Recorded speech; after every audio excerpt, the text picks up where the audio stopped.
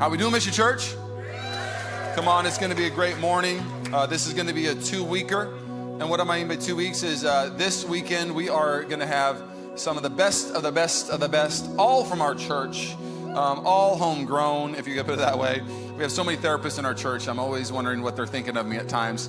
Oh, he needs some help. But we're going to chat with them today on just some biblical tools and tools on how to navigate life. The Bible's very clear that this part of sanctification, there's a big part of it called vivification. It's the renewing of the mind. It's a big part. It's a core value of Christianity when it comes to spiritual formation. The mind's mentioned 120 times in the New Testament alone, and it's dealing with having the mind of Christ, renewing the mind. When even Jesus preached in his first message, repent for the kingdom of God is near. That word repentance is the Greek word metaneo, which literally means changing of the mind. And then you'll see in Romans, if you want to transform your life, it says transform your life by the renewing of your mind. And I can't get in the weeds too much today, but next week I'll be preaching on the mind. But really I'm actually going to be preaching about Elijah when he goes to the cave and he's really depressed and he doesn't know how to get out of it. And God visits him and gets him out of it. It's a beautiful teaching on just the great counselor visiting us in our darkest moments. So today's going to be a fun one. We had a blast last night. I can't wait to invite him up. Before I get into that, though, I want to do a quick little announcement too. This week on Wednesday, we have our Kingdom Builders dinner. And Kingdom Builders is a new ministry we're birthing. And really, it's just people in our house that want to partner their finances in furthering the vision of our church. We have big dreams here at our church, and this isn't a ministry for the rich. It's just a ministry for the generous. You don't have to be rich to be generous. You need to be generous to be generous. The vision that we have for our house to reach souls, to have campuses, we have a lot of people that want to partner with it. So we thought, man, what if we started a ministry where people can know where we're going and want to partner with it to have us go further, faster. And so that starts this Wednesday. I'll be there. We'll have a dinner. And if that just makes your heart leap a little bit, man, I want to be a part of that. Feel free to sign up. I think we're going to have like 70-something people for dinner already. So it's going to be a big dinner, but it's going to be fun. So that's this Wednesday. Sign up online. Kingdom Builders is going to be awesome. That's my only announcement. And now to the main event. I'm going to have Caroline Graff come up. She's going to introduce our therapist. You can give it over, Caroline. There you go. Okay, I have the privilege of introducing our panelists. So first up, we have McKenna Robery. Woo! McKenna is a licensed marriage and family therapist in private practice who specializes in treating eating disorders and co-occurring conditions.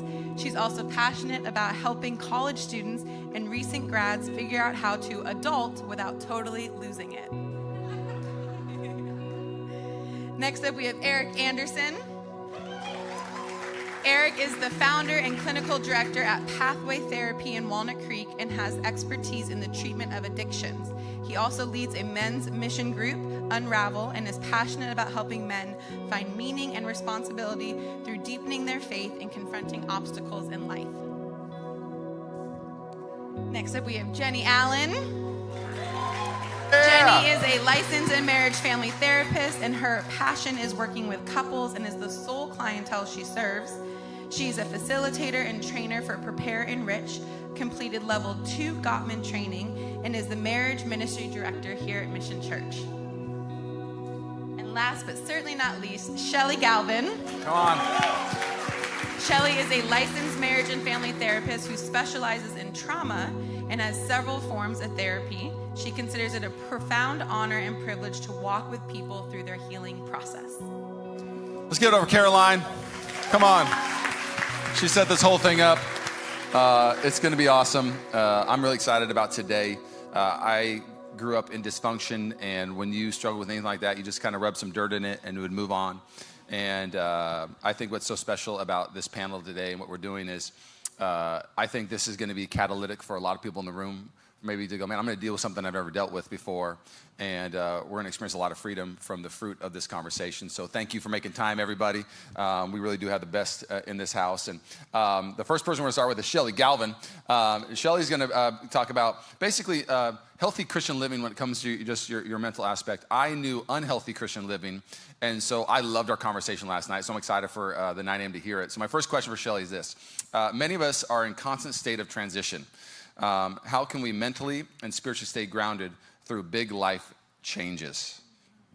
Yeah, kind of like I like dealing with trauma. I think it's so interesting. I love transitional periods in life, and we all go through so many transitions. We transition from high school, we're on to college. We transition from college onto being a single person and launching careers, into marriage, having children.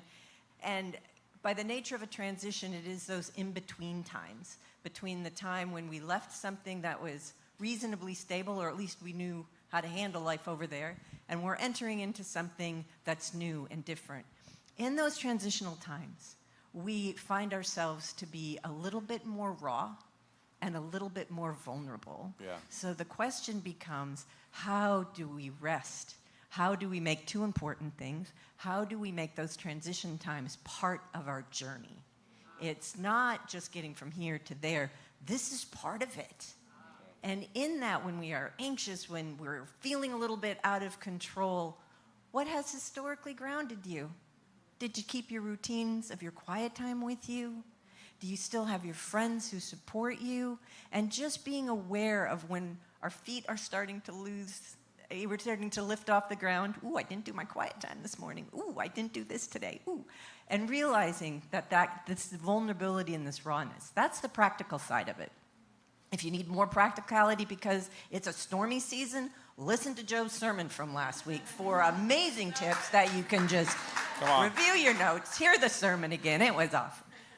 But, and I should say, in a more deep and profound way, God often uses your rawness and your vulnerability in transition to set you free from the life that you thought you were living in order to live through the Spirit that He has called you through. That's good. And some of that is, again, the real obvious. You're looking for a building for your church, and you didn't get the building that you wanted to get, so God has a different building. You didn't get into the university that you wanted to get into when you're launching off to college, your first choice. That's okay. God has a different plan for you, and allowing God to do those things. God also uses these times to introduce our little character flaws and say, honey, maybe you got a little something to work on there. And I got to experience this personally like a week and a half ago, just so I could share with you. Leonardo and I my husband Leonardo and I had been on this trip, and we had like an amazing vacation. 2 weeks, we got to see 4 different countries. Coming home, it's early in the morning, 4:30, we left our hotel, or we were up so we could leave our hotel room at 3:30. And I think I'm feeling great. We're flying French Air on the way home, and we're chatting with the clerks, and we're having a good time. And all of a sudden, we went to queue to line up. And you know how planes are supposed to line up. Supposed to be zone 1. Zone 1 goes through. Zone 2 goes through. We have order and structure to this, people. Mayhem. Total mayhem. I don't know what happened, man. It's like their boards went down. Their speakers went down. Everybody is boarding at the same time. Everyone. Zone 1, Zone 2, Zone 4, Zone 5, Zone 3 doesn't know what to do. So they're off somewhere. Oh my gosh, I turned into a roller derby queen. Do you remember, you know, where they're on the skates and you're elbowing people. Get through here. And so I get up to the ticket guy, and he looks at me, and we chatted with him before, and French guy, and he says, hello, 24A. I know you're traveling with 24B. Where is he? And I look back, and Leonardo's way back, you know, with the reasonable people. So poor Leonardo has to peek his head around the corner, drag his bags, get up there with his dysregulated wife, and we get on the plane. And I sat down in my very lovely seat and went, oh my, who is that? And I had thought through my life, I had dealt with that angry little 11-year-old that lives inside of me, but apparently not, man. She had some things to say, and she was out there. And so God used that time to remind me, there is some of who you are that still needs refining, that still needs work, so let's deal with that. So allowing God to bring forth the Spirit and allowing God to allow you to become who He has called you to be, and to give up that sense of I have a life I know I'm living, and allowing Him to live that life through you. That's so good. I feel so seen when you shared that story, by the way. Who would be like Shelley, go to the front of the line? Get out of our, I got places to go, you know? Who would be in the back like Leonardo? Oh, we're half and half. It's kind of nice. Front row. And they're married to each other. Balance it out. Balance it out. All right, second question. What does a mentally healthy thought life look like for a believer? What are tools and strategies to deal with negative, intrusive thoughts? Yeah, this is one of the questions that I've been asking myself since I very first became a Christian is, what is healthy Christian thinking? Yeah. We have 24 hours in a day. That's a lot of time to think. I have a lot of thoughts in 24 hours. So how do we capture our thoughts, bring every thought into captivity? And essentially what we're trying to do is we're trying to move away from Colossians 3, where it like lists all the sins. Such were some of you. Ooh, yes, we were. When you're getting on a plane, you can be too. And then we're moving over into exercising the fruits of the Spirit, right? Yeah. So mentally healthy people are exercising the fruits of the Spirit. And in that we learn, one of the first things you learn is that you have control over your thoughts. Yeah. So when I got on the plane and went, oh shoot, man, who was that? I have control over my thoughts. They're just thoughts. I can shift. I need to shift. And man, the French really let me down, because we have stereotypes about the French, yeah? And I was like, I wanted those surly, kind of sassy French people. Oh no, all friendly, all nice, all chipper, being too friendly to me. So I have a choice that I can move over and welcome their kindness to me. And so I'm trying to do that. I think I'm doing pretty good. And the steward comes by and he says, can I get you a beverage? And I said, yes, coffee, please, thank you. And he looked at me and he said, can I put a little brandy, little whiskey in there for you? No, just coffee, thank you, just coffee. But the thought goes through my mind, yes, I probably am not looking the way I'm feeling. So I need to transition the fullness, a couple of deep breaths, kind of get back to who God is in my life and what does God want to teach me. And so we have flexibility. We can move more smoothly. Life happens when you're mentally healthy, but you have the wherewithal to deal with the stressors in life. You have the support system when things feel a little bit wild, that you have good people to support you in it. You generally can stay in a very comfortable overall sense of well-being. That's a great answer. Thank you, Shelley. I got a couple of questions from our church now for you. Next one is, are there times when therapy should be paused, even if temporary? Oh, absolutely. As a therapist, we realize this, and maybe we don't communicate it well enough to you. Therapy is for you. It is 100% for you. And so you are the pilot. We're just co-pilots. We're there flying along with you through the journey, but you are in the pilot seat. So maybe you have already reached a goal. That is a valid time to, hey, I need to pause therapy. I've hit my goal. I'm feeling really good. Sometimes, if it's really intense work that you're doing, it's too much every week. It's too overwhelming. And you need every other week. Finances may be another time when you're just like, hey, you know what? Especially when we get like whole families coming in. Everybody needs therapy. That's an expensive venture. So that's a valid reason. Talk to your therapist, work with your therapist. But yes, absolutely, there are times. Being a therapist, I cannot imagine not wanting to weekly have someone unconditionally listen to you and process with you. But I understand that for most of us, a pause is really good, and yes, absolutely necessary. I love that. And then last question for you. How do you support a loved one who is struggling with depression and grief over a lost relationship? Yeah, isn't that something that we all get to once in a while? I think the first thing to remember is that you're responsible to other people, but you're not responsible for them. Okay. We're in relationships, so I want to connect with you. I want to move you through, but I can't make you do anything. So also knowing your own capacity and your own ability with boundaries. Ideally, with somebody who's gone through a profound loss, you just sit down with them and, wow, tell me everything. Tell me everything. If you can't be that person to hear everything, well, even if you are, I'm a huge fan of let's take a walk. If I'm dealing with somebody who is a friend who is depressed, I'm much more bold. And hey, I'm walking the reservoir on Saturday morning at 10 o'clock. I'm coming by and picking you up, and I got coffee. Because if your friend is depressed, they don't want to go for a walk. They don't want to go to lunch. They don't want to see you. They don't want to talk to anybody. So we have to be a little bit more assertive.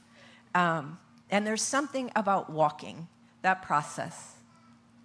Clinical word for it is bilateral stimulation. So going from side to side, when your brain has to go back and forth like it does when you're walking, it helps your brain process information. Oh, wow. So a walk is great. Go for a walk. Your anxious friend, ooh, let's go for a walk. But if someone's experienced a loss, if it's true grief, I love the saying, when grief is the newest, words should be the fewest. Just, there's nothing you can say to touch the depth and breadth of that pain. But you can bring them flowers. You can write them a card. If you're close enough, go clean their house. Bring them a meal. Just make a connection. A lot of us really like cards and texts when we've gone through a loss, because then I can manage how much of that I have to swallow. So. That's so good. Thank you, Shelley. Can we thank Shelley for that? Phenomenal. Oh, so good. Can I say one more thing? Yeah. Sorry, I am. What you're doing when someone has lost something is you're being Christ-like. You meet them at the point of their most immediate need, and then you walk them forward. But you got to meet them there first. You can't just come there.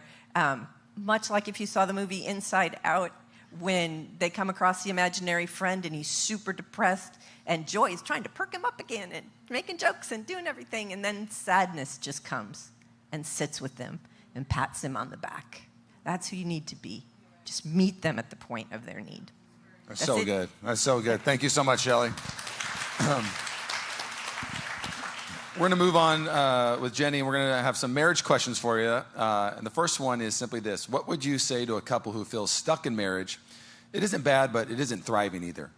I love that question. And before I answer it, I want to share a foundational truth that I processed as I was thinking about questions that might come in around marriage. So bear with me. I have a dog. She has one eye. We care about that one eye. We want to make sure she has a healthy one eye to the best of our ability. So that looks like drops in the morning and in the afternoon and in the evening. It looks like special supplements, special diet, allergy shots, a bath every week.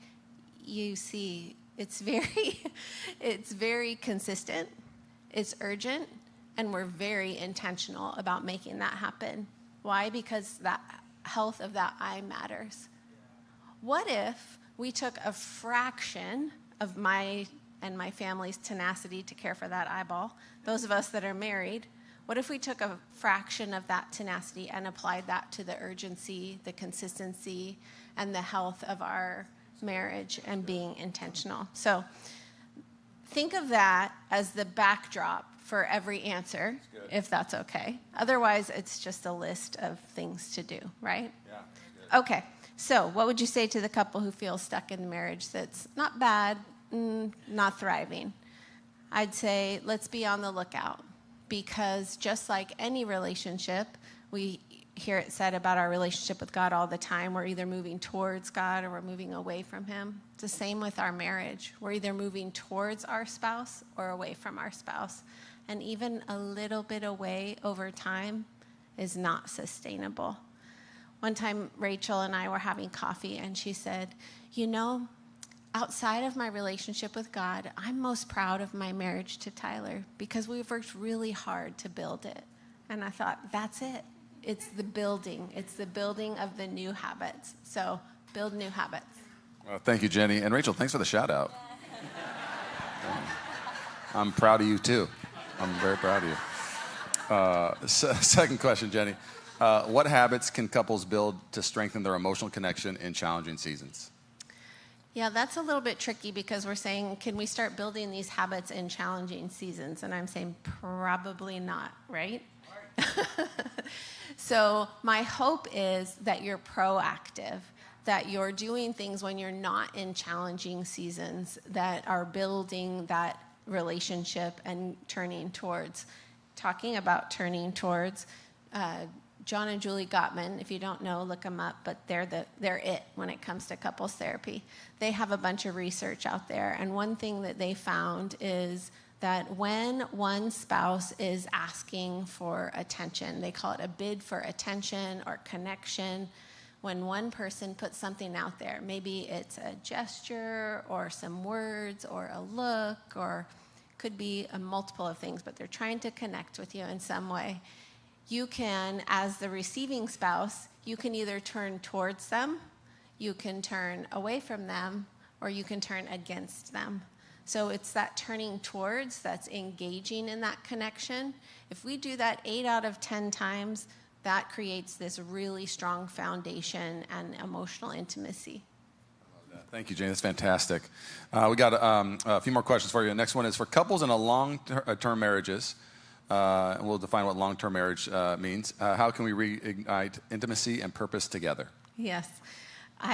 Casey's like, don't you always hope for long-term? I'm like, I don't know what it totally means, but we celebrate 31 years on Wednesday, so I think. All right, so we're talking about reigniting intimacy and passion and purpose. And so I think when it comes to intimacy, this is the hot topic. This is what everyone wants to know in the spaces that we ask questions like marriage retreat in one day. That's what the questions are all about, physical intimacy. So we hear you, and at retreat next year, there'll be a whole segment by the Jensens. If you know, you know, you're gonna wanna be there. So sign up for that. In the meantime, if you want to do some homework, Shanti Feldhahn has a couple books for men only and for women only. So the men's one talks about what women think and experience physically, generally, and vice versa for the ladies. So that's a good read, practical. And then if you're looking for right here, right now, totally free, doesn't cost anything, God-given, the 7-second kiss and the 20-second hug. So if we're present and smooching for 7 seconds or 20 seconds in a hug, our body experiences a dopamine and an oxytocin release. And those are God-given neurochemicals that help us feel good and feel connected. So I love that. That's so good. Then we'll get that purpose part. How do we find purpose again? Casey and I did a small group in a marriage small group, and one of the books was called Making Happy. And there was a challenge in there, a 3-week happiness challenge. And one of the challenges was to dream together. And I think when we're losing purpose, that dreaming together is a really good option. Casey and I, cheesy but good, we created a Pinterest board, and we called it the Couples Dream Board, and we can both contribute to the board.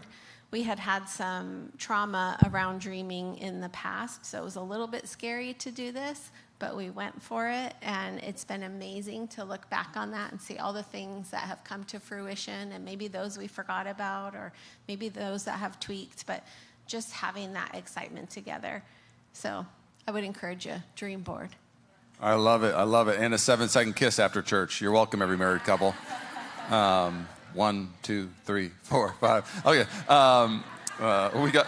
We got home last night, and Rachel, we were hugging. She's like, 20 seconds, 20 seconds. And I was like, I'm dialed in, 20 seconds. And then the serotonin feelings. Okay. So question number 4 for you, Jenny. It's a question from our church. How do we protect our marriages during stressful times? I love that. I think you can do D, all of the above, right? We've talked about a lot of good things. We can try to apply those all proactively. And also something that's simple in theory and maybe challenging to execute. But there's some stats out there that say that 50% of marriages will end in divorce in and outside the church. And those statistics can vary depending on where you look. But there's a study that says couples that pray together every day have a 99% chance of staying together. 99% chance praying together every day. That same study says that only 4% of couples are doing that. So I'm tattletaling on Casey and I. We need to up the ante. Like, what if you hug for 20 seconds and pray at the same time? Bulletproof. Night. Kiss, hug, and pray, all 3? I'm saying, let's go. It's going to get weird. right. That is a crazy, again, 4%. It's, yeah. And then the last one, sorry. I have so many jokes going on in my head. I'm like, don't do it. Okay, so number 5. What resources are available to our mission marriages? I love this. You have an amazing church. Yes? Yes. Amazing. And I think that marriage ministry is amazing as well. We have groups. There are actually open groups for the first time in I don't know how long, a long time for couples. So there are marriage groups you can join. We have retreat that happens every March. We have one day that happens in the fall. We have dinner parties that are more casual, and about once a quarter there'll be one in homes this summer. So be on the lookout for that. And then mentoring, like it's not counseling, because it's not counseling. It's kind of close. It's like coaching. And good coaching, these mentors have been vetted and trained to do the lessons with you, and they can take your marriage that maybe you're from that first question where it's not bad, not thriving, sign up for mentoring. Great option. And if you need more than that, pick a therapist, any therapist. Yeah, look to your right. There's one on your right. Look to your left. There's one on your left at our church. They're everywhere. Can we give it up for Jenny? Those are fantastic. That was so good. I want to double down on the invitation to our marriage small groups. The reason why they're always full is once people realize how good it is, they don't leave. And so they're very coveted spots. So if you are thinking about it, sign up today. It's a great thing. Eric, are you ready? Ready to go. Let's talk about addiction, my man. Yeah. All right, let's do it. What warning signs should we look for when a behavior or stress is becoming unhealthy or even addictive? Yeah, this is a good question. I think when you're starting to examine yourself, one thing I'll say is we're not good at seeing our own blind spots, and we're not good at assessing, like, is this starting to become an issue or not? I mean, the simple answer to this question is consequences. There'll be some issue that starts to play out in life. When we have issues we're not dealing with, unresolved sadness, grief, anger, conflict, an argument I've been needing to have, a tough conversation that I'm putting off, if we let those things fester, they start to come out in some way. And you can see signs, symptoms, and maybe a behavior is starting to become a problem. But we're not very good at being able to see that within ourselves. And so that requires, I think, some careful attention. King David in Psalms in 139 says, "Search me, God, and know my heart. Test me and know my anxious thoughts. See if there's any offensive way in me, and lead me in the way of everlasting." And what I think is beautiful about that is it's an honest plea to God to examine me, look at me, point out where my blind spots are, what I'm struggling with, what I'm missing. If I'm honest with myself, I get really uncomfortable doing that. I think we all have a tendency to shy away from, is this really becoming an issue? I want to minimize it. I want to downplay it. I compare it to something else that maybe looks worse. But to honestly take a look at whatever the issue that you're struggling with, I think is really important. And I would say the best way to do that is to bring someone else into that conversation. Tell someone what you're struggling with. Tell that, and not just like the surface level details of it, but someone who you trust, someone who is safe to go into all this with. Tell them all of it and see what their reaction is. Go into the difficult parts of it. If it was, I'm struggling with looking at something on my phone too long, or social media, and I'm staying up too late. If I'm really honest with myself, this isn't just an hour or two. I'm pushing to like 2, 3 in the morning. I didn't get much sleep last night because of it. These things that we often want to downplay around that, be willing to go to those places with someone, allow them to point those things out in you, and then see where that takes you. I think so often we avoid doing that because of our own shame, because we don't want to face what this stuff is actually going to mean. And I just picture God's on the other side of that saying, like, just, I can handle it. Give it up to me. Nothing is going to be able to separate you from the love that I have, and I want to take this burden from you. And so I think to practically bring someone into that and practice some self-examination, I think is one of the biggest keys to being able to see where some of our issues might lie. So good. That's so good. Second question I have then is, what's the connection between addiction and emotional pain? What roles do healing emotional wounds play in recovery? Yeah. There's a sermon clip I saw recently that I've really loved in the pastor, and it says, the worst possible sin humanity could have committed was putting to death the Son of God. And the best possible thing that's ever happened to humanity is the death and resurrection of the Son of God. And if he can take the ultimate worst thing that's ever happened and make it the best thing that's ever happened for all of humanity, what can he do in your life? And in your sin, in your struggles, in the challenges and the circumstances you face, how can he use that for good? And so we see a lot of people that will come in to address something, and they think it's, all right, just come in and help me stop this one behavior. I have this one thing I'm doing. If I can just stop doing this, then it'll solve my issues. And they find in pretty short order that in order to address that, what starts bubbling up is whatever unresolved emotional pain, traumas, insecurities, issues from the past. These things all bubble to the surface. And that can be overwhelming, but also what happens is God starts to bring healing into those places because we're actually starting to let him into that. And the thing that we're struggling with is just the tip of the iceberg. And again, in relatively short order, one of the things I love about working in addictions is we see these massive turnarounds. Things go from crisis and utter devastation to massive turnaround. I'm more confident than I've ever been. I'm more productive than I've ever been. I'm connected on a deeper level because I've let go of all these barriers and shame of the image I was trying to put up, and I'm actually able to be honest for the first time. So good, so good. Third question for you. Question from our church. What are some practical steps for someone trying to break free from addiction to their phone or social media? Yeah. I encourage people to run this practical test when it comes to trying to stop something like social media. See how much time you can get away from it and away from all of it. So if it's social media, delete the apps from your phone, and not just like your one favorite app, but whatever the other ones you're going to want to drift off to, and put the phone away for a period of time and run that test. See how it feels. See if it's uncomfortable. See if you find yourself drifting back towards that. And ideally, if you can get 30 days, that'll be a good sign. Like, okay, you're over some sort of hurdle.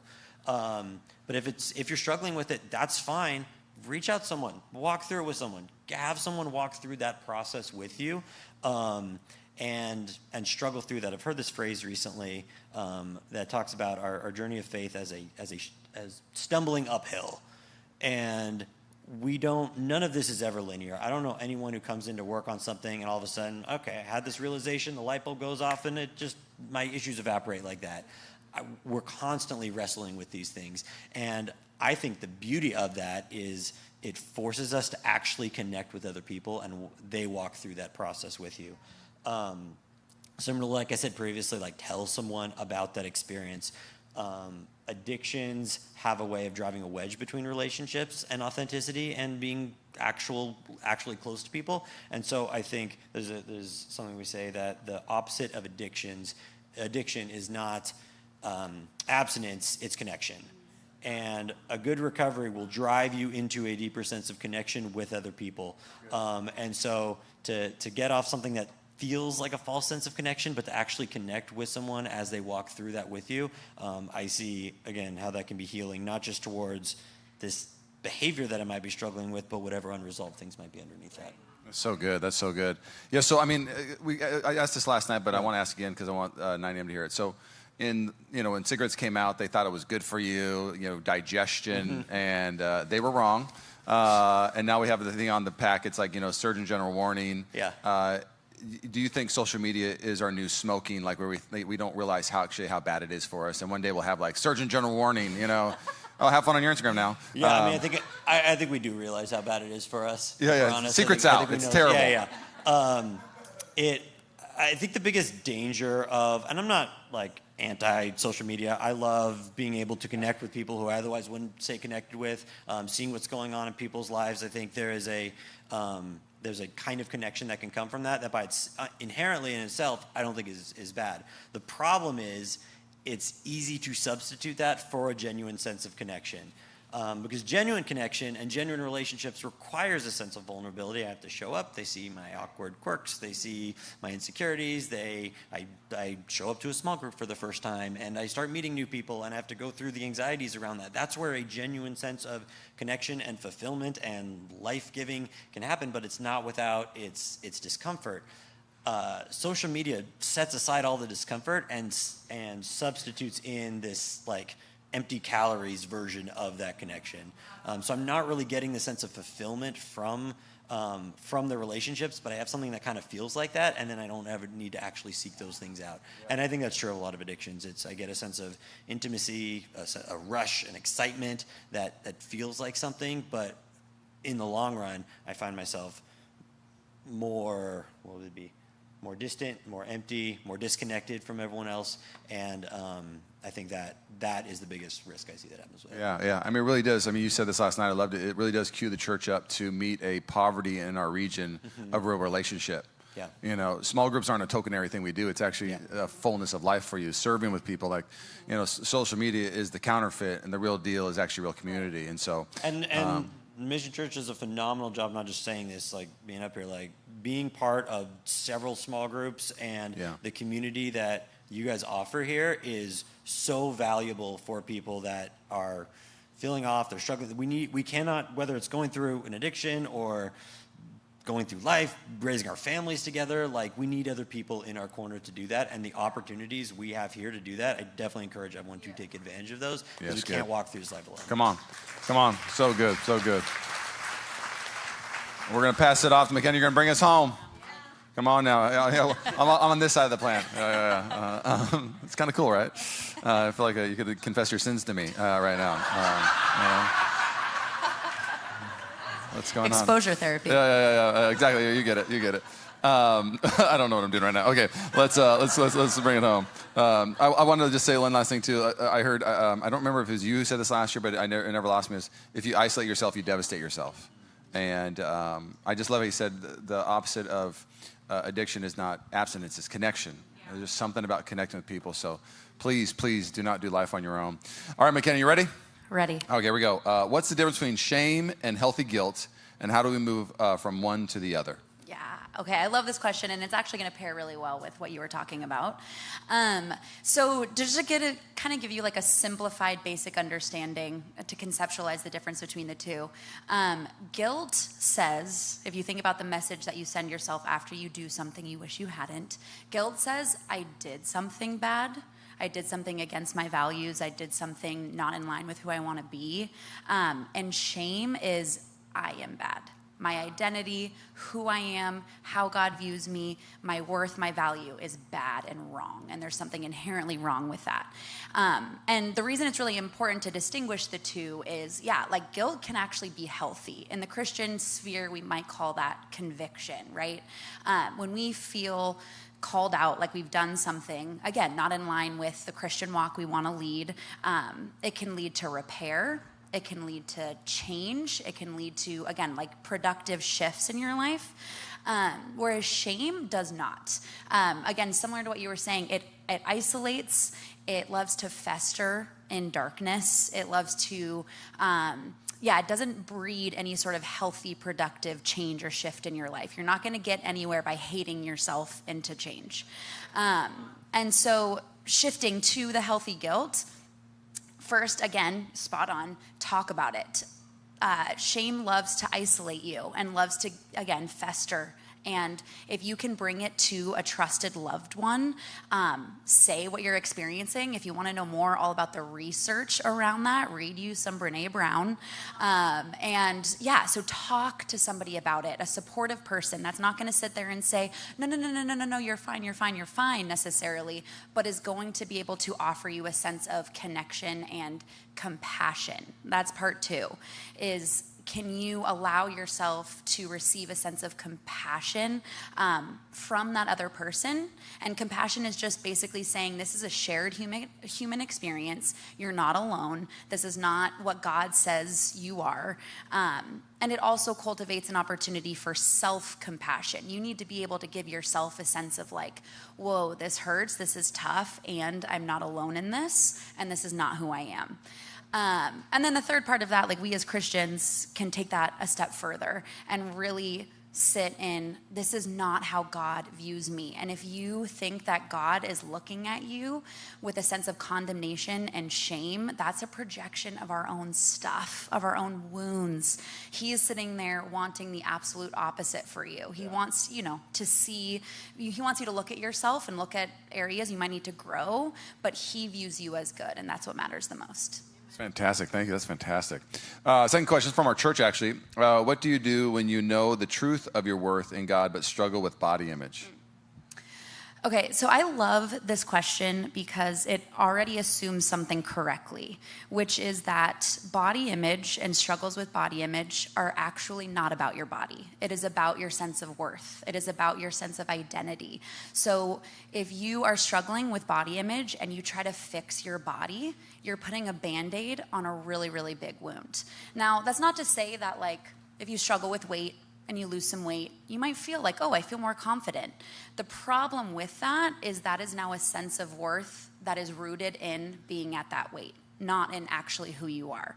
So I just love that question and wanted to point out that the first thing you need to do is think about what is the deeper sort of emotional wound that is not being addressed here, and looking to that. The second thing I would say is, something I say a lot to my clients when they're wanting to improve their body image is shift the goalpost. So right now you're focusing on, I want to love my body. I want to look in the mirror, and every time I look in the mirror, I just want to be like, dang, I look good, right? And I just want to be so confident, and I want to feel myself. And that is entirely emotionally contingent. Your emotions are going to shift, and you're going to have good days and bad days. So shift the goalpost to what I would say is body neutrality. I would love it for all of you if your body and your appearance took up no brain space at all. It's just something that you're not thinking about, not perseverating on, doesn't impact, again, your sense of how your day is going to go. And so if you can shift the goalpost to body neutrality and acceptance, and you can do that in ways thinking about, instead of what your body looks like, think about what your body does for you. I was reminded of this, I had a baby 18 months ago, and it changes your body in a lot of ways. And again, it's always helpful when someone tells you the thing that you would tell your clients, right? But I had someone just remind me, they were like, when you're 100 years old on your deathbed, are you going to be like, I am so glad I skipped all that pizza so that I could look a certain way? Or are you going to be like, oh my gosh, I love the way, or I remember the way that Posey used to blow raspberries on my belly. That's what I want to remember when I'm 100, And so just thinking about what is it that you value. And then, that was the second thing I was going to say. And then third thing is, there's this brilliant concept in therapy called acting as if. So if I were to pose you the question, how would you act? How would you move through life? How would you relate to your body, to other people? How would you treat your body if you believed it was good? And do that thing. Do those things. And it might feel like you're faking it. It might feel kind of inauthentic. You might question, what the heck am I doing? I feel like I'm lying to myself. But we have the coolest creator ever, and he gave us malleable brains. Our brains are mushy, so we can change them. And if you act in line with how you want to feel, God has made it so you can actually start to believe that about yourself. Wow. If you want to know more about that, read Breaking Free from Body Shame by, I think it's Jessica Connolly, So resource plug. Check that out. It's fantastic. I never heard that when I'm 100, I'm going to regret not eating enough pizza. I couldn't agree more. Profound. Okay. Number three from our church. What contributes to disordered eating patterns in someone's life, and how do faith and mental health intersect in that journey? Yeah. Okay, so first of all, disordered eating definitely exists on a spectrum. There's a case to be made, hot take, that almost everyone in this room has engaged in some form of disordered eating. And that is defined as basically if you were to cut out an entire food group or not eat a certain food, not because of a medical reason, but because of a food rule that you have, right? That could be categorized as disordered eating. So just, putting that out there. But, and then that all goes all the way down to what we would classify as a diagnosable eating disorder. So I'm going to focus on that. Eating disorders, similar to what Eric was talking about, they are On the surface level, they might seem to be an issue of vanity. They might seem to be a choice, but truthfully, they are a really, really, really, really brilliantly creative, albeit long-term unhelpful coping mechanism. It's a way we cope with trauma, with shame, with anxiety, depression, difficult childhood experiences, messaging that we are not enough or that there's something inherently wrong with our bodies and who we are. Secondarily, there is this big entity known as diet culture that loves to put thinness on a pedestal. That basically says if you're thin, you are superior, you are more attractive, and you're automatically healthier, which we know is not true at all. I love an analogy, and I thought of one I think you'll appreciate. So diet culture tells us that if you have the genetic build of Michael Jordan, right, like the genetic makeup, that you should eat the same, weigh the same, and look the same as Kevin Hart. Like it tells you that everybody in this room should be having the same intake, right? Like we see on Instagram what I eat in a day. So that's what you should eat too. And it's all very flawed. So those are two of the biggest culprits when it comes to eating disorders. And then how we kind of think about faith and mental health as it integrates in all of that. The first thing we need to do is think about that God cares about the whole us. He cares about body, mind, spirit. And modern psychology really emphasizes the importance of taking into account our biology, taking into account how we think and our psychology, our environment, and also our spirituality. And so if you can learn to, one, look at therapy as a tool given by God to help us address even some of our spiritual issues. We stop looking at verses like treat your body as a temple to be a one-size-fits-all thing, right? That looks different for everybody. But just remembering that like struggling with an eating disorder is so much more than a choice. It is the second most deadly mental health condition. And so seek treatment, first of all, that's my big plug there. But then inviting God into that process, that he does care about those things as well. It's fantastic. And the last question, here we go. For someone dealing with postpartum depression, how do you know when it's a spiritual issue versus when professional help is needed? This is a both and. I think that it is not an either or. If you're struggling with either postpartum baby blues all the way to postpartum depression, thinking about our struggles with these things as, one of the best things we did as a church is, in general, stopped looking at all of our mental health issues as just a sin issue or not having enough faith, right? And so if you can look at both and, like there may be some spiritual components to that, and there may also be some biological, psychological components to that, and thinking about treating that whole person. And if you're struggling and questioning, maybe I could benefit from therapy, my question is, why aren't you that? There's not a point, and similar to what Shelley was saying, like this is your journey. We're here to co-pilot with you. And so if you're struggling, that is valid enough reason to seek help. That's fantastic. Can we thank you? Thank all of them. Phenomenal. I'm going to stand up. We're going to dismiss the panel. Job well done. Come on. So good. So good. That can feel like almost like a fire hose drinking. There's so much good information. It'll be online to watch again.